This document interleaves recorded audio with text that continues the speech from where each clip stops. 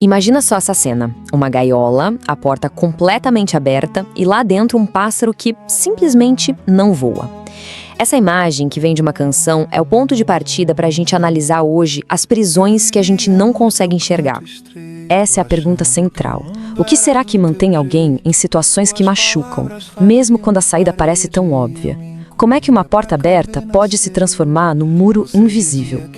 A letra da música já joga a gente direto no coração do problema. Fui pássaro preso com a porta aberta. Ou seja, não é a falta de uma saída que aprisiona, mas alguma coisa dentro do próprio pássaro. A liberdade estava lá o tempo todo, mas parecia inalcançável. É exatamente isso que a gente vai tentar decifrar. Para a gente entender por que o pássaro não voa, olhar para a gaiola não adianta nada. A chave está na mente dele. E é por isso que a gente vai investigar esse enigma usando 3 lentes bem poderosas. Primeiro, a psicologia vai nos mostrar o que é o desamparo aprendido, que é a ideia de que a gente pode ser condicionado a desistir. Depois, com a psicanálise, vamos ver como, às vezes, o nosso maior carcereiro mora dentro da gente.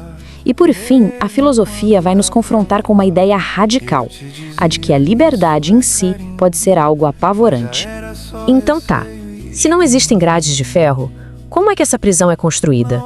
Bem, a resposta está nas palavras. Olha, a letra descreve esse processo de um jeito brilhante.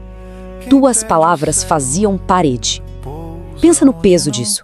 Palavras não são só sons, elas podem construir e destruir realidades.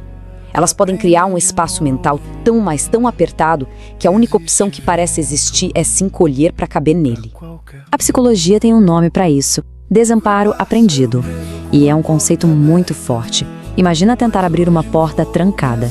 De novo, e de novo, e de novo. Depois de um tempo, mesmo que alguém destranque essa porta, talvez a pessoa nem tente mais. O cérebro dela aprendeu que o esforço é inútil. A pessoa simplesmente para de procurar saídas porque, lá no fundo, a mente já aceitou a prisão como algo permanente. E aqui a gente vê as ferramentas usadas para construir essa prisão. O espelho distorcido do gaslighting, que faz a pessoa duvidar da própria sanidade.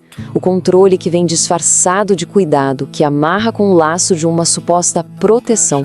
O medo do mundo lá fora, que é pintado como uma tempestade perigosa. Tudo isso vai construindo, tijolo por tijolo, a crença que vira a grade de verdade. Eu não consigo sair, eu não mereço a liberdade. Isso leva a gente para a pergunta mais difícil de todas. Se as paredes são mentais, por que não dá para simplesmente atravessá-las? A resposta é que, às vezes, o que aprisiona não é a parede, mas o medo do que tem do outro lado. Pois é, a verdade é que a liberdade pode ser mais assustadora que a própria prisão. A porta aberta não é só um convite, é um desafio. É uma confrontação direta com os nossos próprios medos. Pensa bem, enquanto a porta está fechada, a culpa é de quem trancou. É fácil apontar o dedo. Mas na hora que a porta se abre, a responsabilidade de voar é toda do pássaro. E essa responsabilidade, para quem foi ensinado a não confiar nas próprias asas, pode ser paralisante. Tão assustadora quanto um abismo. Então, de um lado, a gente tem a segurança da gaiola. É sufocante, mas é previsível. A culpa é sempre de fora. Do outro lado, o risco do seu. O desconhecido total, a responsabilidade de escolher cada direção, de se sustentar no ar. É isso que os filósofos chamam de a vertigem da liberdade, aquele pavor que dá diante de infinitas possibilidades. E além do medo, tem outro fator poderoso que entra em jogo, o conforto do cativeiro. O hábito, sabe? A rotina pode ser um sedativo que faz a gente até esquecer que está numa prisão. Nossa, essa frase é de uma beleza trágica. A falta de tranca não importava, porque o costume, a rotina de ser prisioneiro, já tinha sido suficiente para apagar as cores da alma, para deixar ela branca. E o que significa ter uma alma branca? É uma alma que esqueceu a própria natureza. É um pássaro que esqueceu que nasceu para voar. O hábito de viver encolhido faz a gente esquecer como é ficar de pé. E isso nos leva a uma verdade fundamental. A liberdade não é algo que se tem, é algo que se faz. É como um músculo. Se a gente não exercita, ele atrofia. A segurança da gaiola nos convence a parar de tentar voar. E, com o tempo, a gente pode até esquecer que tem asas. Mas calma, a história não termina nessa paralisia. Existe um momento de virada, aquele momento em que o pássaro finalmente olha para a porta aberta e decide voar. A libertação não começa com a fuga em si, mas com uma mudança de percepção. É aquele clique, sabe?